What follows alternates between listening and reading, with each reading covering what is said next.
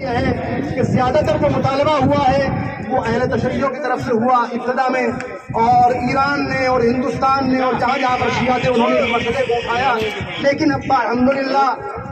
تمام مسلمان بیدار ہو رہے ہیں، اور آج اجمیر شریف میں اور دنیا کے مختلف علاقوں میں جنت البقیع پر کانفرنس منعقد ہو رہی ہے، کیونکہ پہلے تو یہ بتایا گیا تھا کہ ہم نے آل محمد کے مزارات کو منہدم کیا، لیکن اب لوگوں کو یہ معلوم ہو رہا ہے کہ وہاں صرف آل محمد کے مزارات نہیں ہیں بلکہ وہاں اصحاب کرام کے مزارات بھی ہیں، وہاں ازواج کرام کے مزارات بھی ہیں، وہاں علماء کے مزارات بھی ہیں، اور امام جعفر صادق علیہ السلام، امام محمد باقر علیہ السلام،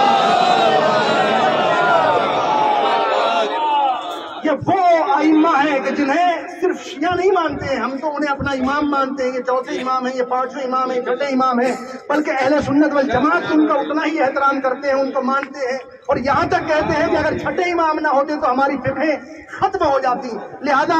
اب پوری دنیا میں احتجاج ہو رہا ہے، سنی بھی کر رہے ہیں، شیعہ بھی کر رہے ہیں، لہذا بلند آواز سے، اس سے پہلے کہ علماء آپ کے سامنے تقریریں کریں، بلند آواز سے آل شعور،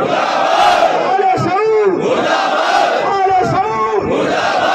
وہابیت، وہابیت، بلند آواز سے پورا مجمع جناب فاطمہ زہرا سلام اللہ علیہا کے مدار کے جنہوں نے منہدم کیا ہے ان پر لعنت کرتے ہوئے آل شعور، آل شعور، وہابی حکومت، وہابی حکومت،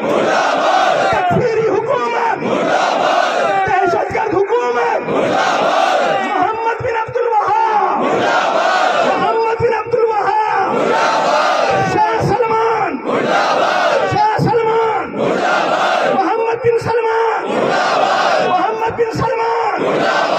بلند آواز سے جن کی آواز پر لبیک کہتے ہوئے آج دنیا میں احتجاج ہو رہا ہے، دونوں ہاتھ بلند کر کے ان کی حفاظت کے لیے اور ان کی خدمت کے لیے نعرہ لگائیں، آیت اللہ خامنائی، آیت اللہ خامنائی، آیت اللہ سیستانی، آیت اللہ سیستانی، نعرہ تکبیر،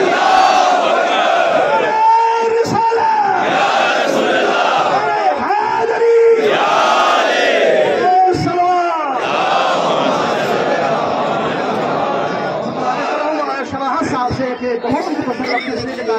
خاندان کے دشمن تھے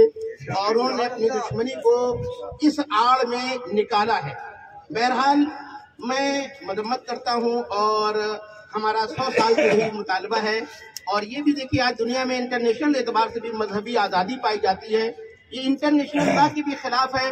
اور مذہبی آزادی کے بھی خلاف ہے۔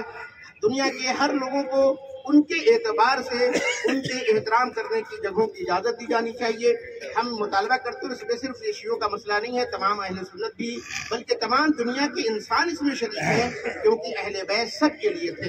بس آخر میں یہ بات کہنا چاہتا ہوں، اس وقت جو محمد بن سلمان ہے ان کے بارے میں یہ کہا جاتا ہے کہ وہ بہت ماڈرن ہے اور ان کی بہت اچھی تصویر بنا کر کے پیش کی جا رہی ہے، تو واقعاً اگر وہ تبدیلی چاہتے ہیں تو ان کی تبدیلی کا پہلا راستہ میں بتایا دیتا ہوں کہ اگر واقعاً وہ تبدیلی کرنا چاہتے ہیں تو جنت البقیع سے تبدیلی شروع کریں،